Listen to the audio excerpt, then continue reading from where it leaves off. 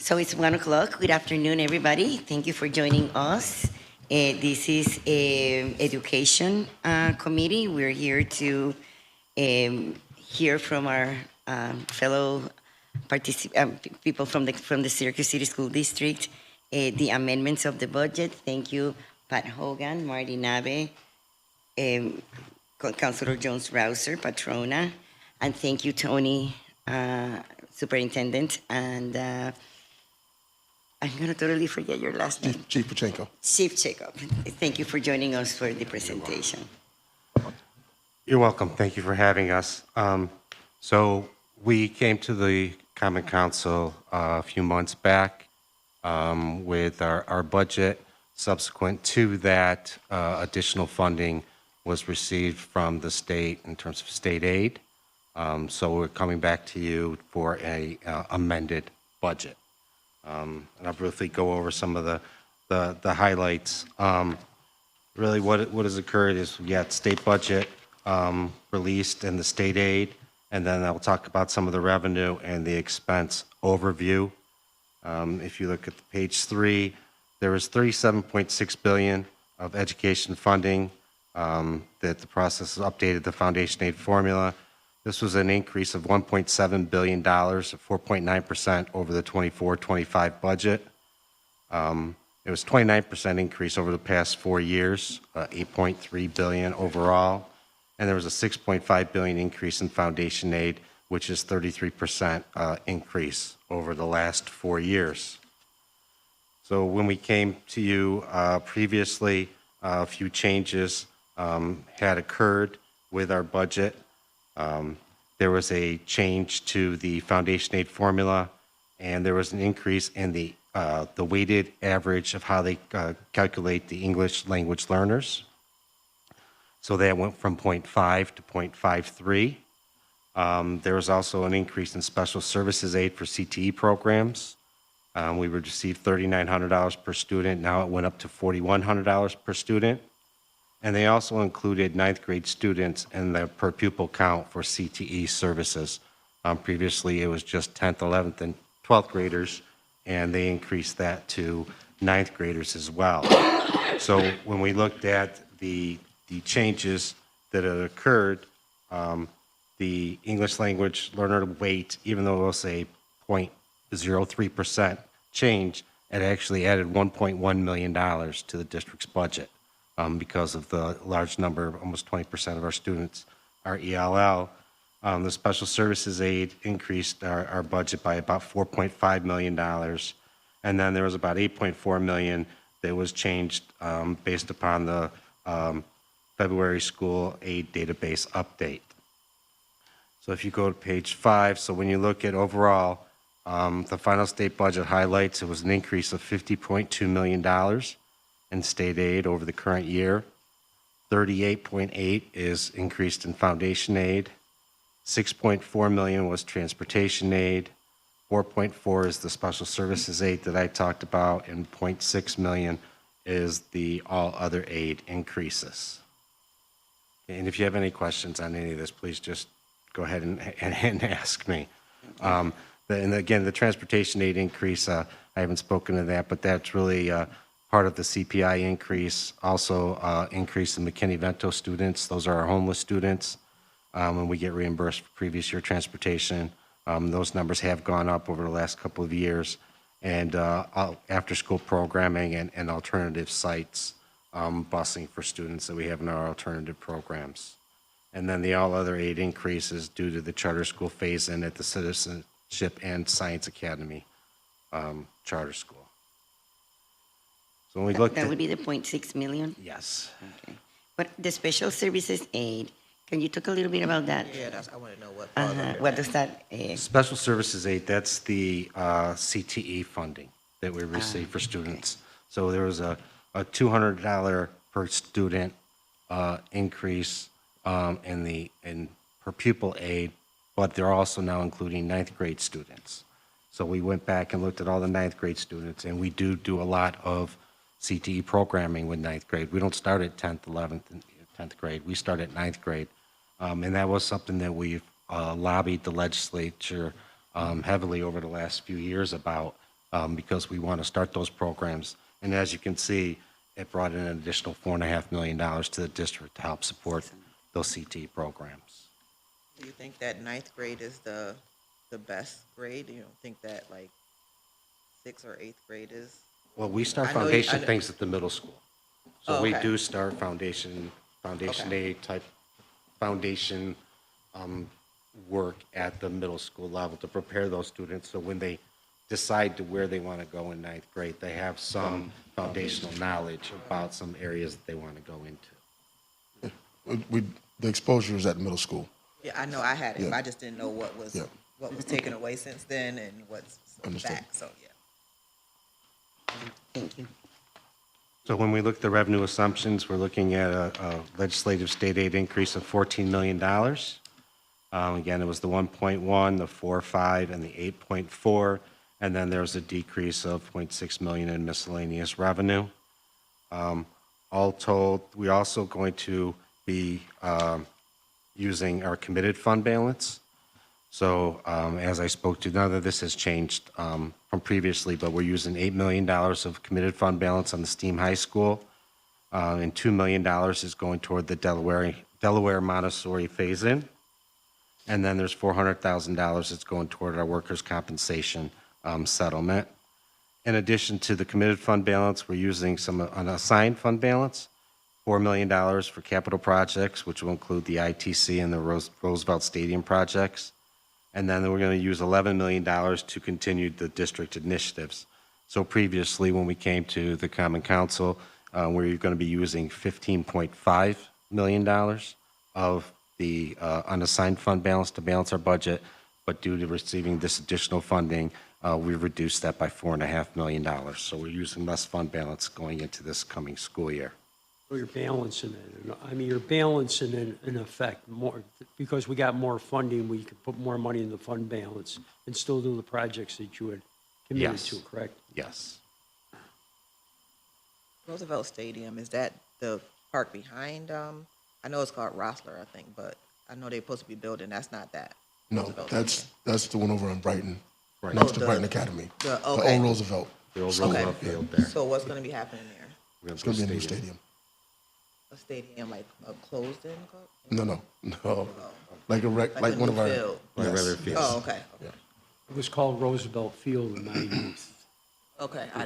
I think it was home to actually three of the high schools, home football field for three of the high schools. And a semi-pro football team, Yeah. I believe. Used to be the best field in the city. Yeah, great field. They had games every Friday night. Well, we're going to bring it back. Can I bring you back 1 second? When you say increase 1.1 million in ENL, Yes. that's students with second languages, right? Yes. So what would that look like, that investment of 1.1 million? What's going to be different? Well, that's a revenue, that's just the revenue that's coming back in. It doesn't mean that 1.1 million is directly going to ENL. It means that they calculated the number of ENL students we have in the district, threw that into the formula. The formula used to multiply it by 0.5. Now it's multiplying it by 0.53, Okay. which gives us an additional 1.1 million in revenue. Okay. Okay.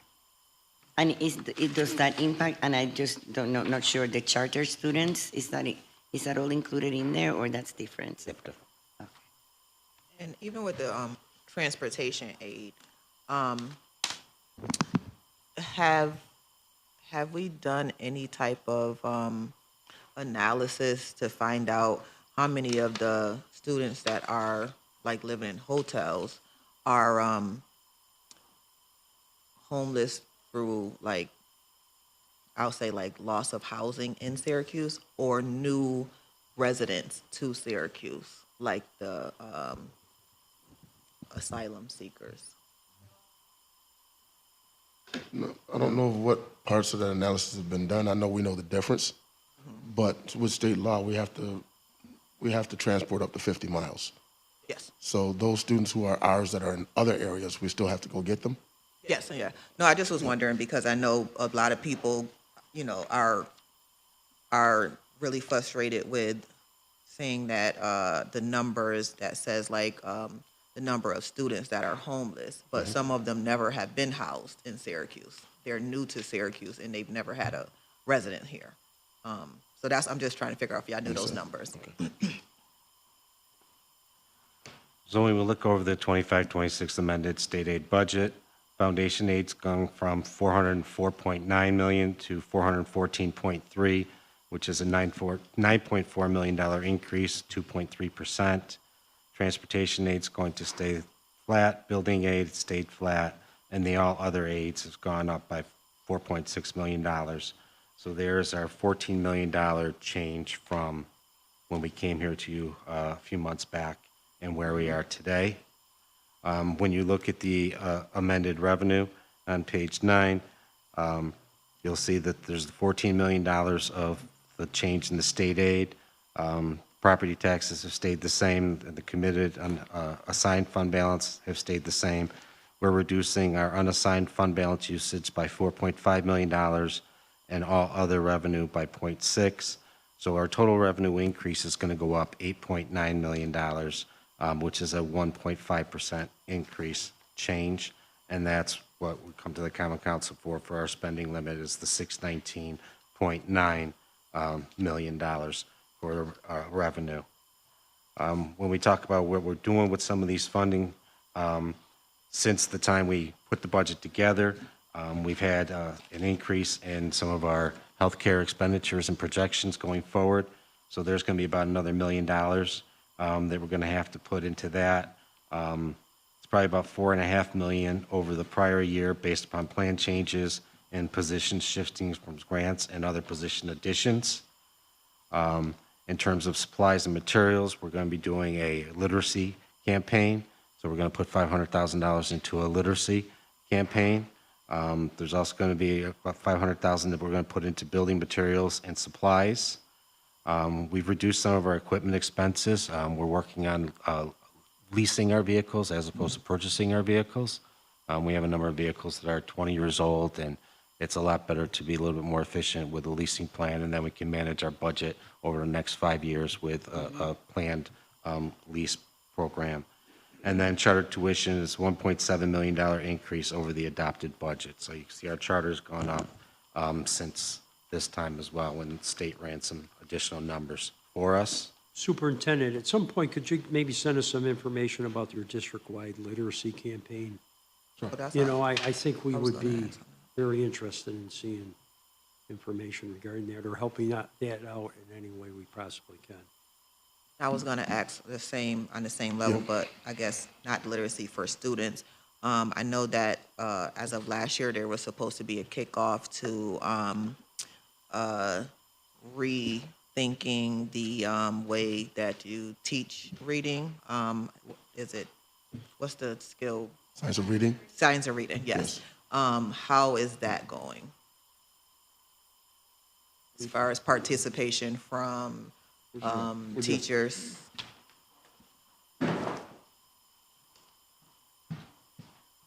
Good afternoon. My name is Britt Britton. I'm the Chief Academic Officer of the district.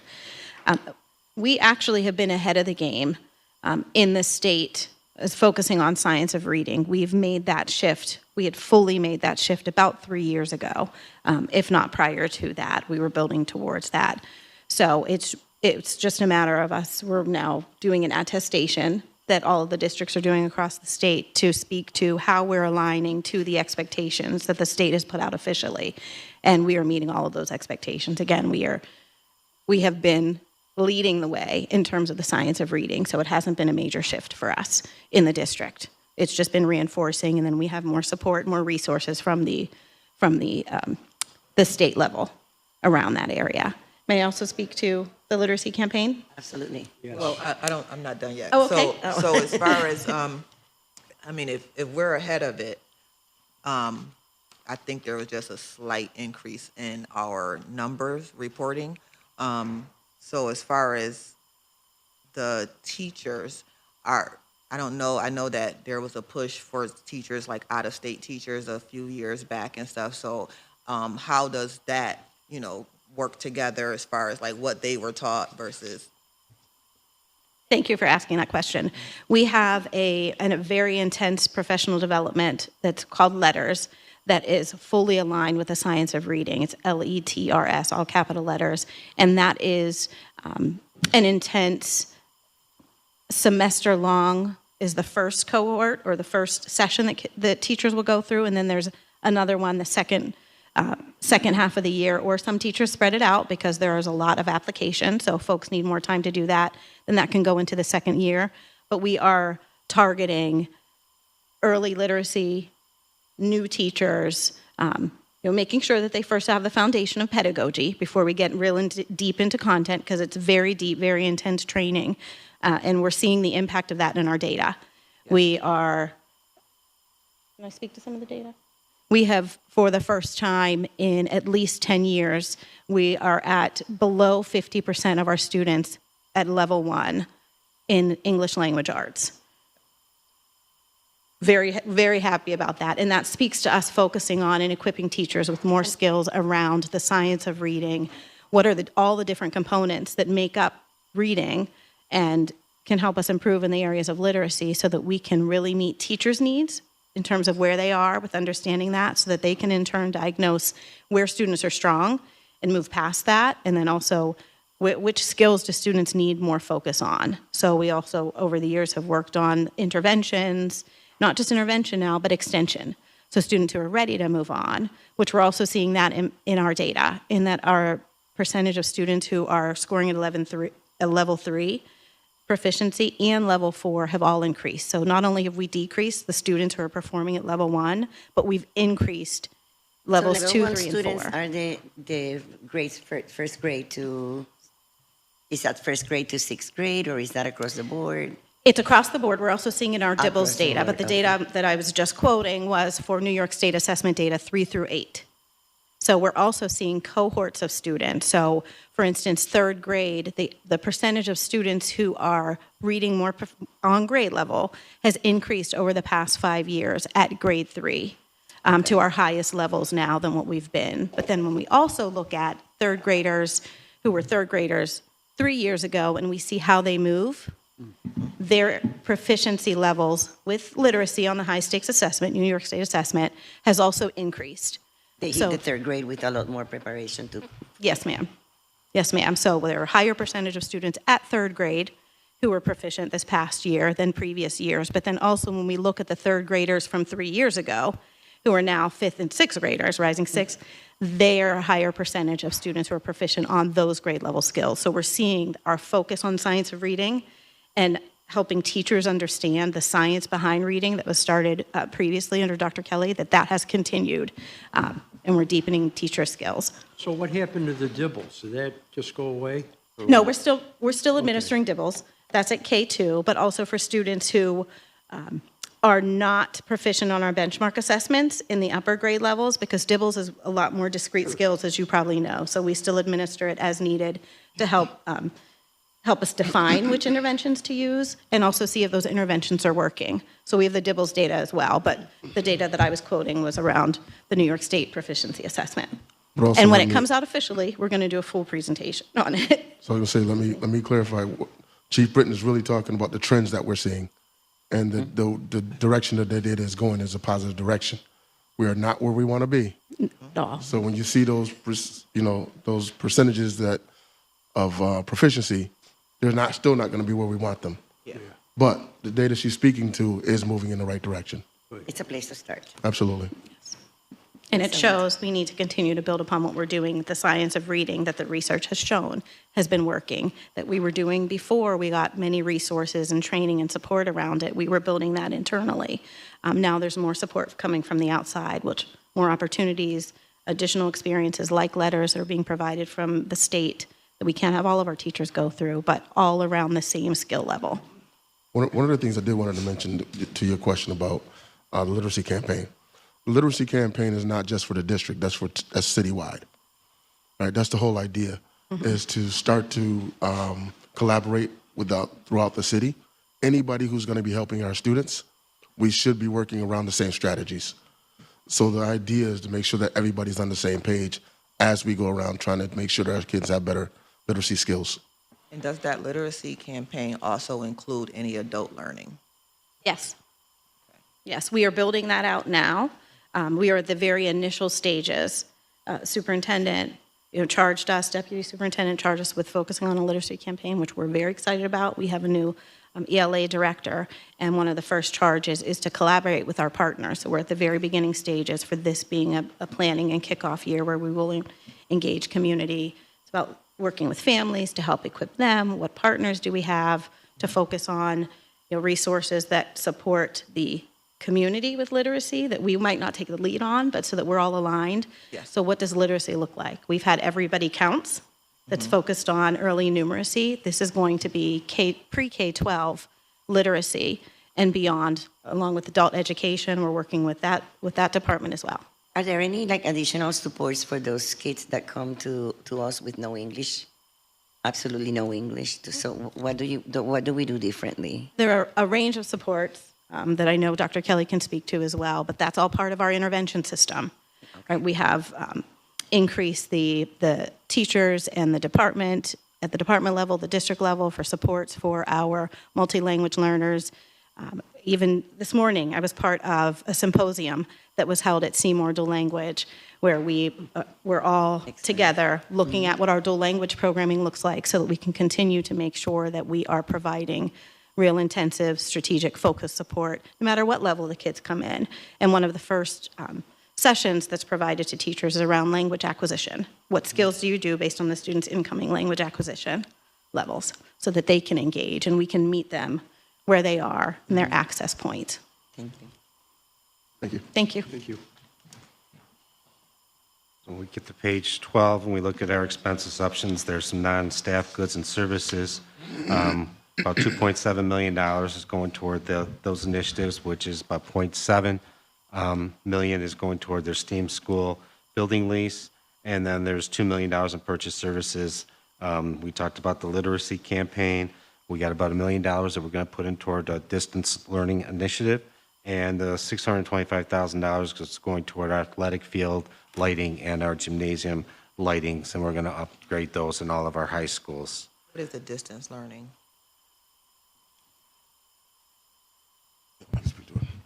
So the distance learning project is really about providing our students with even more opportunities to take higher level courses with certified teachers, because we don't have those teachers on site. We're working with some companies that might be able to bring those strategies to us, and we can take advantage of certified teachers in front of our staff. They'll have personnel in the classroom, but the expert will be actually virtual and from a distance. So When mostly you say virtual. higher level, what grade level does that start at? Is that every school or? Deputies, go ahead, Deb.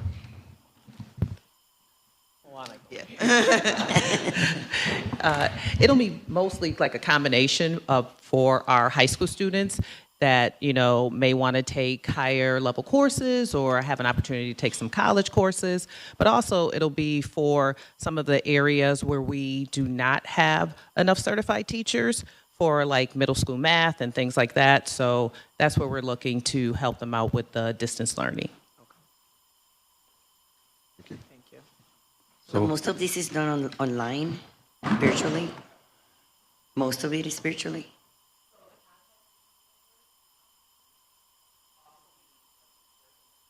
Okay. In case they have questions and things, yeah, okay. So at the high school level for that, would it symbolize something like the IB program, but not necessarily saying it's IB program? Okay.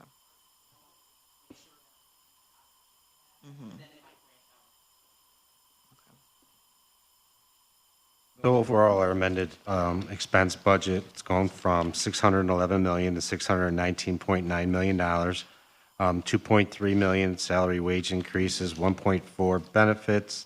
The 2.7 we just finished talking about in terms of professional services, and the 1.7 charter tuition, and the supplies and equipment, 0.8. So overall change of 1.5% to this budget. So, and that's where we are. And I thank you for your time this morning, this afternoon. I only have one question, and only because I had two people actually called me before this meeting. I just didn't know how to respond to this. So I told them I'll bring it up. And it's about the retirees and the changes in the plan. Apparently, is there a change in the plan for the retirees? Retirees? Yes. For the, That's what they're asking about, that they're uncertain about the final plan. So I just didn't know what the plan is, to tell you the truth, and I was wondering if any of this will impact. the healthcare plan for the retirees? Right now, Yes, we do that's what not- they're asking. We're not changing the Nothing is healthcare plan changing. for the Okay. retirees. I wanted to make a comment that it was a pleasure for me to go into the city schools last year. I went up I went by Ed Week School. I went over Ed Smith, over at Franklin, Webster. I went to Lemoyne last year, and a lot of these kids were very energetic. I read to them. I read to these kids. I had one student, I had to read 4 books, and I was well over the time limit because the girl did. And I was very pleased, Ray, to see what goes in our schools today to what I was in school. I think it's a very good program. And I want you to know, speaking for myself and any of us, in government programs, social studies, for myself, I'd be more than happy, or I'm sure other counselors would too, to come into schools, talk about government service, what it is to be an elected official, how city government works. And it's an open invitation. Thank you. Any other questions? Nope. So we thank Come you. anytime, you're getting more money too. Yes, right. That's a good thing. So thank you for Superintendent Davis and CFO Francesco. Thank you. And my apologies because I forgot your name in the beginning. The master, Thank you. Thank you. All right, thank you.